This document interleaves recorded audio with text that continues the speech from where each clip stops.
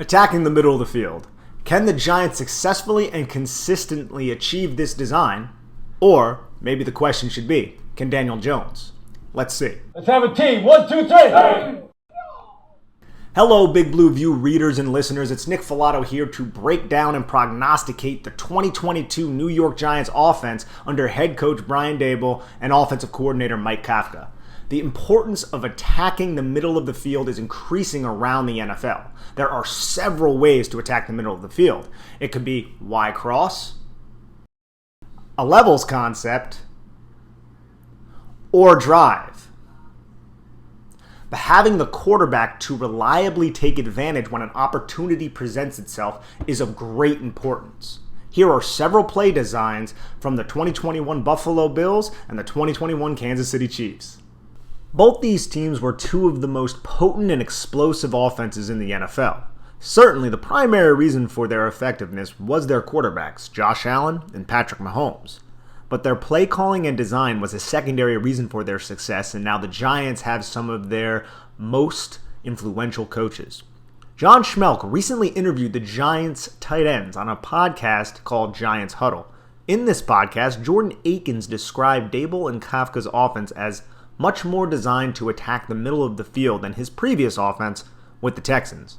Ricky Seals-Jones said the offense looked a lot like the offense he played in at Texas A&M under Kevin Sumlin.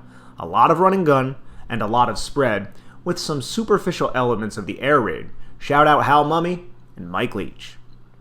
Route combinations are constructed to vertically and or horizontally stretch the defense to clear out and provide space for quarterbacks to attack.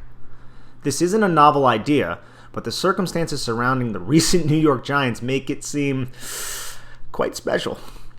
Nate Tice of The Athletic has alluded to the possibility of the proliferation of the backside dig route from a 3x1 set as a means to defeat two high, two read, and cover 4 type of defenses. Working off the backside dig route, aligning Tyreek Hill or a speed receiver as the number 3 in a 3x1 set to clear out the middle of the field has worked for teams like the Chiefs on plays like Y cross.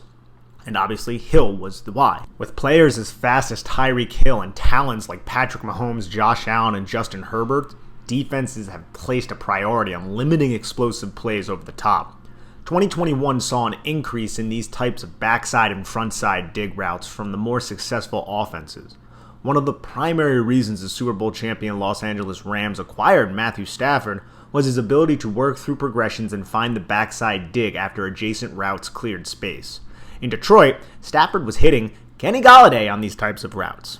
Many modern defenses are aligning in 2 deep shells, so a quarterback who can be poised, go through progressions, and deliver an accurate pass in voided space is a necessity to success in the NFL.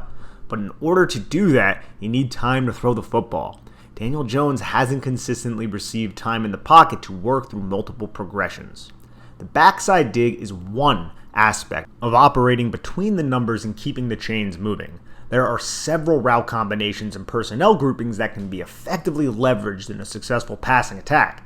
Daniel Jones hasn't been applauded for much in his short NFL career, but one thing that is celebrated is his accuracy on deep passes.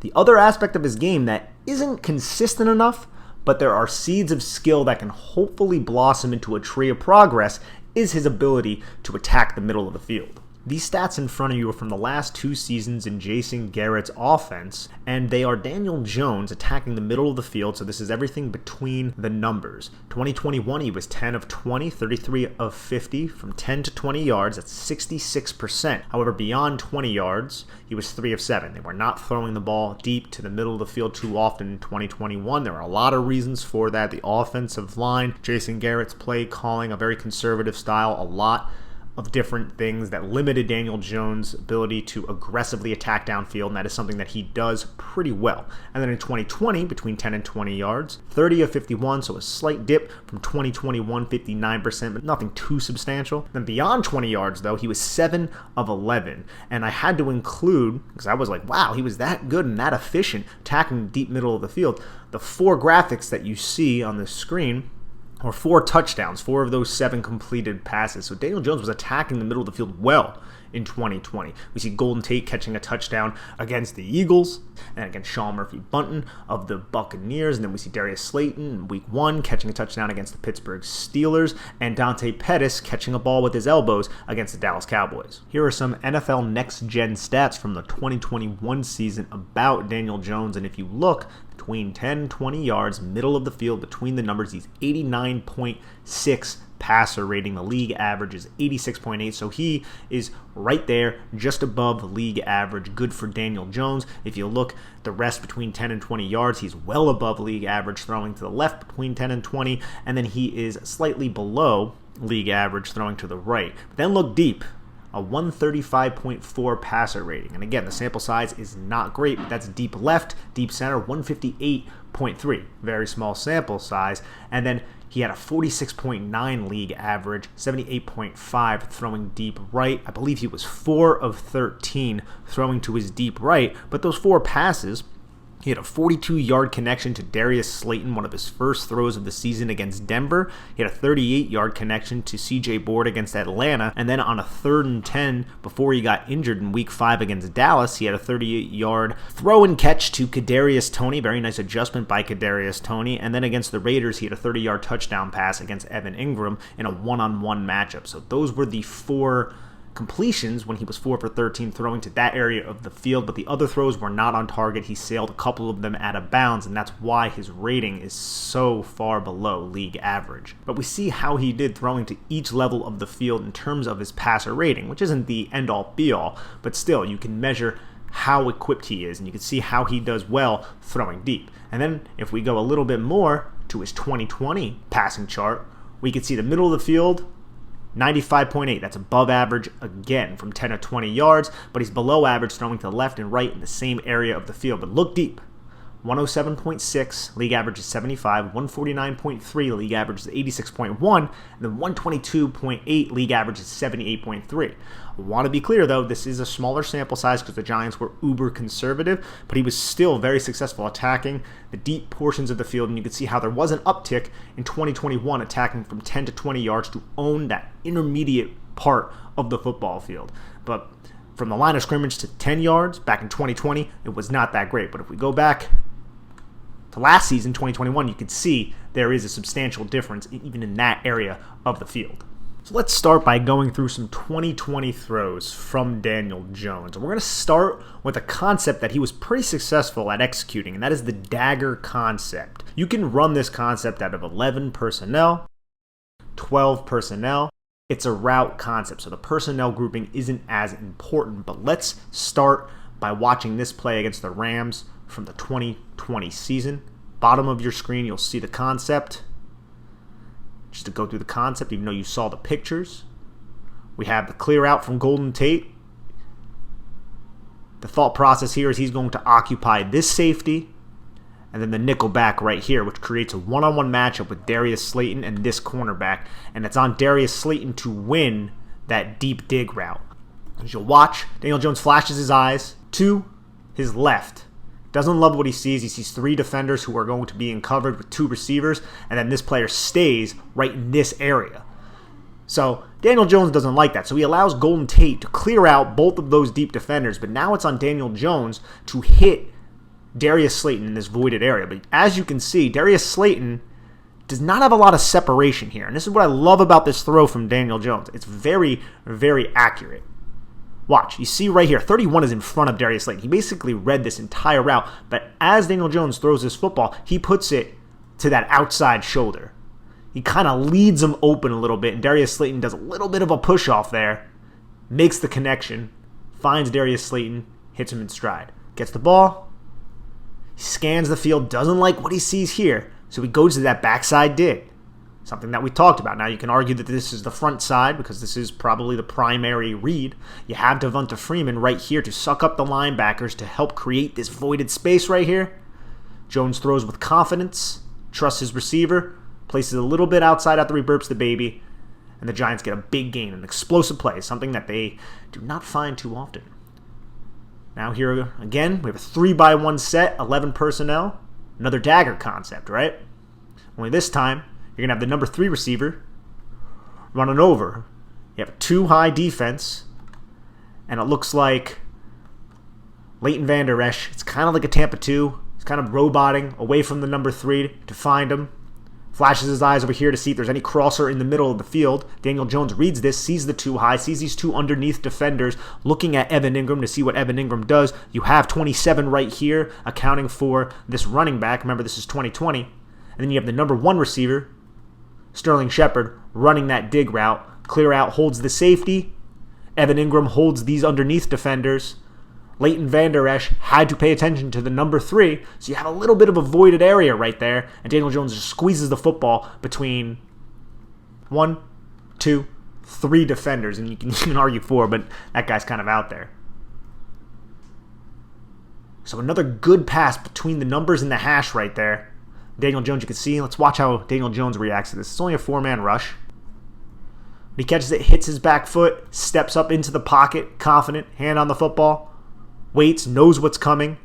It's a smaller window there. You have this guy with his eyes down here. Daniel Jones still trusts himself to put the ball where it needs to be. Good placement. Hit Sterling Shepard in stride. One excellent way to attack the middle of the field is to use play action, because that's going to occupy 1, 2, 3 defenders definitely, and more than likely will also occupy the defenders on the back end, because everybody has to respect the run. But you can tell just by looking at these blockers that this is a play action pass you're going to have. Austin Mack, that's a name. Clear out. Darius Slayton running the dig behind the dagger concept. 2-man route concept here, although you will have Devonta Freeman leak out here. Turns into a 3-man route concept. That's going to occupy 1, 2 sets of eyes. So 4 eyes right there. And then the clear out will clear space. Darius Slayton against a defender who is in outside leverage will have a lot of space to operate. And you can see Daniel Jones has already released the football here. He knows what's coming. That little leak out really just forces those linebackers up. The clear out forces the safety deep. And then the intermediate part of the field is wide open for Daniel Jones to deliver a nice pass to Darius Slayton for an easy catch. Now here's a 2021 passing play. Week 1 against the Denver Broncos. We're going to see that dagger concept that we have been going over. We have 11 personnel out there on the field with Kyle Rudolph as an H-back. And then the primary read here will be Kenny Golladay on the deep dig. Sterling Shepard clearing out. Daniel Jones waits, fires. Now this pass seems a little bit inaccurate, but it is away from this cornerback who does a pretty good job getting himself back into position after having his hips completely flipped. Like, look at the cornerback's hips right there. They're completely flipped. He quickly pivots. And then Daniel Jones puts a pass a little bit ahead of Kenny Golladay. Kenny Golladay adjusts very well to pluck it out of the air. And you can see Sterling Shepard. What does he do? He clears out the safety. So it's a one-on-one right here, because both of these players have to pay attention and respect the little leak from the running back. And that is just a little 3-man route concept right there to occupy and defeat 4 defenders. But you have to win your one-on-ones. You have to put a good pass out there. Daniel Jones does just that with Kenny Golladay on this deep dig, and Kenny Golladay does a great job adjusting and making this catch. I also love how Daniel Jones steps up into the pocket here. You can see him catch the pass, hit the back foot, feels Von Miller, steps up into the pocket against Matt Parrott, and delivers the ball. Now here's another play against the Denver Broncos a little bit later in this game. This was the touchdown to Sterling Shepard. A levels type of concept, because you're going to have underneath route right here from Caden Smith, and then a deeper type of dig over route from Sterling Shepard. And then to the boundary side, you're just going to have 2 clear out routes to open up space. You'll see exactly what happens here. You have the 2 crossers right there. Number 2 ends up taking this, and then the safety pays attention to Kenny Golladay. So there's nobody other than number 2 to pay attention to Sterling Shepard, because these underneath defenders have to respect running back in the flat and then Caden Smith. This is a first down play. It's not even third down or anything like that. So it's just on Sterling Shepard to win inside against a cornerback who has outside leverage. Sterling Shepard is a great route runner. This is an easy assignment for him as long as this safety doesn't come down on his play, which doesn't happen. Broncos only bring 4 on the rush, and you have 3 underneath. So Caden Smith occupies 2 defenders. His route eliminates 2 defenders on this play. This could have been some sort of coverage bust, possibly. But this safety not reacting to Sterling Shepard allowed Sterling Shepard to come open. And if that safety did react to Sterling Shepard, then you might have had this receiver open for a touchdown. So it's just a very good play call and execution from Daniel Jones, from Jason Garrett, giving him some adulation, and a great catch and finish by Sterling Shepard. Good maneuvering of the pocket, good pass, hits him in stride, good finish, touchdown. I've seen this route concept called the Squire concept, and it's a simple high-low. So what you're going to have is like a dig type of over route from Sterling Shepard, and then Caden Smith is going to outward stem and then just kind of sit on a curl, and you're just going to have a high-low. You can read 1 to 2, half field right there. Makes it really easy and simple. Let's watch week 1, 2021. You can see right there how it all breaks down. And at the top of the screen, you just have a curl from the number 1 and a clear out from the number 2, seam type of route with the running back leaking into the backfield. But let's watch the bottom of the screen, the boundary side. Smith chips, he releases, and I think it's important to note the stem of Caden Smith and what that allows Sterling Shepard to do. Smith releases outside. So in releasing outside, he's not only going to occupy this linebacker, but he's going to get number 23 looking at him. Because for all 23 knows, Caden Smith is running in this direction, so he has to adhere to Caden Smith because this linebacker is inside and has no ability to get all the way over here to cut off Caden Smith's angle. It would be a simple pass and catch from Daniel Jones. So that little outward stem towards the numbers gets 23 to not react to Sterling Shepard. So that puts a lot on the safety, who is in a slight little back pedal because he doesn't know Sterling Shepard could be running like this against a 2-high cover 2 type of look. So then he would have to flip his hips and take it. So he has to back up and respect Sterling Shepard. And Shepard, you can also see, he's releasing. He's keeping square. He's not selling at all that he's going to break inside, but he does break inside. And then what do you have? 1, 2, 3. So Caden Smith essentially takes these 2 defenders out of it, and now it's just on this safety to drive downhill on this dig. Daniel Jones has already released the football, throwing with a little bit of anticipation right through a void. Easy pitch and catch for Sterling Shepard. The Squire concept. Simple, high-low, but the brilliance is in the details, and I think one of the most important details against a cover 2 defense, which we're seeing right here, is that outward stem from Caden Smith to occupy 23, and that forces, you can also see 23 kind of pointing like, hey, back up a little bit because Sterling Shepard's yours. Well, Sterling Shepard cuts that, finds space, does a great job using his spatial awareness to operate in a voided area and make this catch. We see a similar concept a little bit later on in this game against the Denver Broncos. You're going to see Caden Smith release outward. Sterling Shepard on the dig. Cornerback covers it a little bit better. Daniel Jones does a good job hitting Sterling Shepard in stride out of the break. You can see Daniel Jones is firing this football right as. See, he's made this decision to step up into the pocket and fire this football right as Sterling Shepard enters this break. That safety is playing deep here. The coverage is different. See? It's more of a man look, match look. You have 22 dropping down. Instead of a 2-high, it ends up being a 1-high, middle of the field closed type of look, kind of like a cover 1 type of look. And Daniel Jones gets the football where it needs to be before 22 can undercut it. You can see how it's the same. The outward stem to force that defender away from between the numbers and the hash, more towards the numbers to open up that voided area. 22 recognizes it. He's just too far to get there. Now we'll see it from the end zone angle. Daniel Jones, his eyes. He peeks to the left. He sees 22 at this point. You can't see it on the screen, but remember what 22 is doing. He sees 22 coming down here. So he knows there is a finite amount of time to squeeze this football into that window. Daniel Jones hits that back foot, and you can see right away he steps up, and this is right as Sterling Shepard is entering his break. He fires the football under duress, of course, because the Giants' offensive line, and hits him right in stride. It's a good pass right there from Daniel Jones. The window is tighter because 22 recognized it, but he gets the football where it needed to be. Now we have a more sword type of concept, or you could just call it a double post here against the New Orleans Saints, 2021. Built off the play action pass.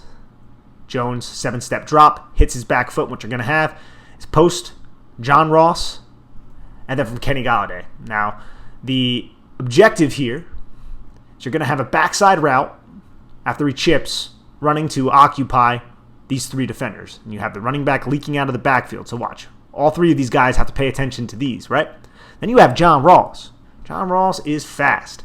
So John Ross is supposed to clear out this safety and then occupy this safety, which creates a one-on-one matchup with Marshawn Lattimore and Kenny Golladay on that second post, on the double post.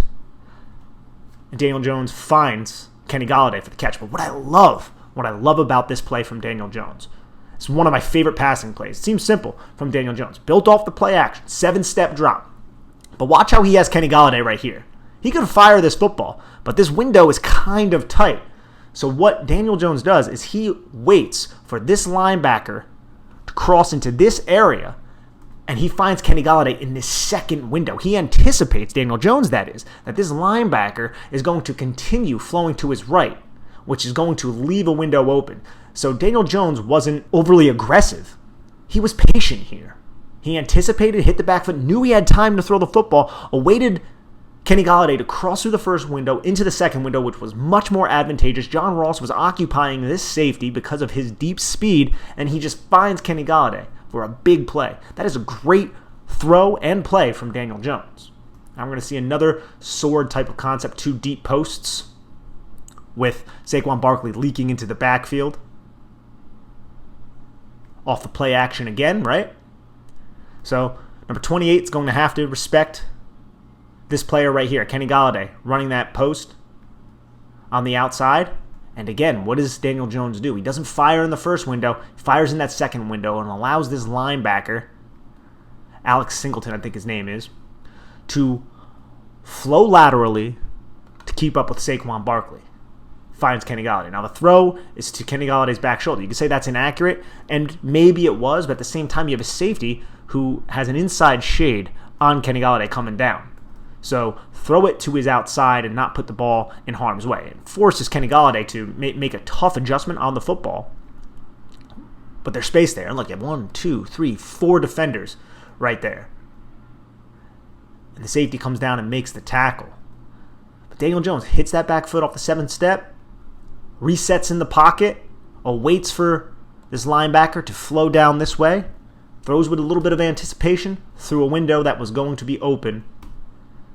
You like to see that, man. It's confidence right there from Daniel Jones. Here's a simple slant-flat from the 2020 season. And I love this throw from Daniel Jones. Built off the play action again. Gets the football. And he's going to fire this football right in between that window. That's a tight throw to Darius Slayton. You have 2 linebackers right here who had to respect the run, but then they drop back into coverage and gain depth. And Daniel Jones still shows the confidence to pick apart this small little window with this linebacker who's kind of turning to locate to see who is coming across the field. It's a really good throw upfield, high, just high enough with a little bit of touch so this linebacker cannot make a play on this football. It's a too high look. Really like that play from 2020. You could see, like I said, seeds that can blossom into something effective. And you saw a little bit of it in 2020. You saw it in that Rams throw to Darius Slayton a little bit earlier. And you see it a solid amount in 2021, which we'll see here. Now, this is a common play. And I want you guys to watch this play and then remember what other play was huge for the New York Giants in 2021. The same exact play. Now, you're just going to have a double slant here and then a flat to the 3 receiver side. You're going to have a little hook right here, turn into an out route based on the coverage, and Saquon Barkley running a vertical. Daniel Jones here does a great job finding Kenny Golladay. He knows 57 is going to flow outside to account for, I believe that's Pharaoh Cooper. Kenny Golladay has enough space between the safety. So Daniel Jones hits that back foot, and he's firing the football already. So again, Daniel Jones recognizing the coverage and then making a quick decision to attack the middle of the field at about 10 yards. Good throw, good catch. Now, where did we see that play before? Aha! The New Orleans Saints. Different personnel, but you're going to have that double slant. You have Saquon Barkley running that deep vert, right? It's all on this cornerback who we only see half his body right there. Thinks he can jump this out route. Daniel Jones flashes his eyes in that direction. They ran this play earlier in the game. And then Saquon Barkley uses his speed to take advantage of a cornerback who's trying to be a little bit aggressive. Takes it all the way in for a tutty. Love to see that. Now here, this is just going to be a Yankee concept built off the play action. Yankee concept is a two-man route concept where to one side of the field, it works great off the play action because it's going to suck the linebackers up. One side of the field, you run the vert, the clear out, you can run it angled inward, and then on the other side of the field, you have a deep horizontal cross to attack the middle of the field. It's great to run off play action, like I said, and that's exactly what the Giants do. 7-step, Daniel Jones hits his back foot. You had these linebackers who had to respect the run. They jump up, right? Then you had that deep vertical. That's going to occupy the safety and then clear out the backside of the field, which allows Kadarius Toney to run into space. Look, this defender is so far away. There's nothing that defender can do. So it's on this cornerback who is in man coverage to just latch onto. Kadarius Toney turned into man coverage. And it's an easy, simple completion. Good way to create explosive plays. Giants attempted to do this a lot, weren't all that successful, but they weren't on this play. All right, now we're going to get into some of the negative plays from Daniel Jones in 2021.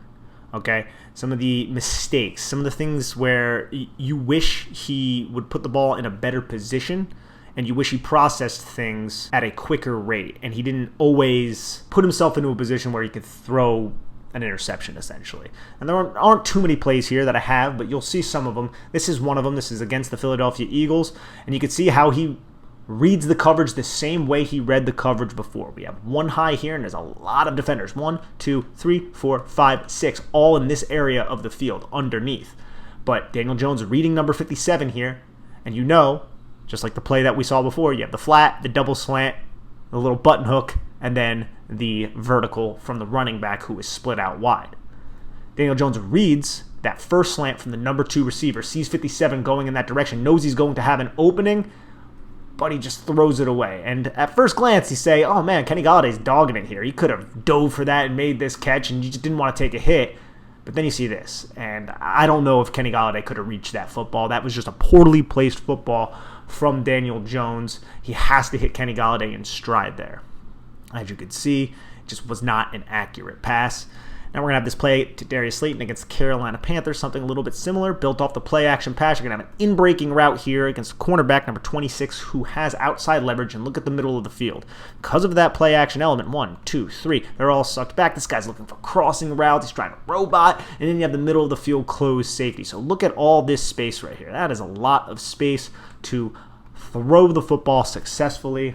But Daniel Jones puts this ball against outside leverage to the back shoulder. There's no reason to put that ball to the back shoulder. This is just an inaccurate pass from Daniel Jones. And it's these little inconsistencies that drive you mad because you see the elements of where this player can be a good starting quarterback. Right now, he is not a good starting quarterback. He's a starting quarterback. He's adequate, but he can improve. And the little inaccuracies like this, look, you can see how 26 gets his hand in there. This ball was thrown to the upfield shoulder like we saw previously. We know he has the capability of doing it. Then this is an easy first down to Darius Slayton. But it wasn't, unfortunately.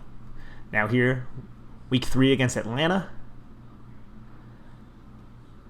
Daniel Jones right here is just a little bit late out of the break. Now you're going to have Sterling Shepard running a seam type of route, a clear out, and then you're going to have Kenny Galladay just running the little hook right here. So you're going to create the one-on-one, and this has to be a quick hit the back foot, release the football, find Kenny Galladay. But Daniel Jones, he looks to his left first, doesn't love what he sees, which is fine.